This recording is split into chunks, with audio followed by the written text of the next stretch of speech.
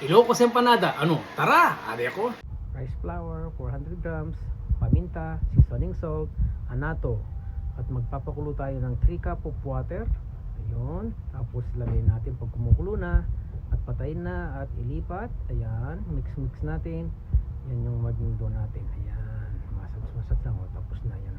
Tapos prepare natin yung carrots, cabbage ang ilalagay ko. At saka yung pork steak. Ayan. Yun ang isasawag ko. Ayan. Yung rolling pin. Yung dough natin. Yung flat natin.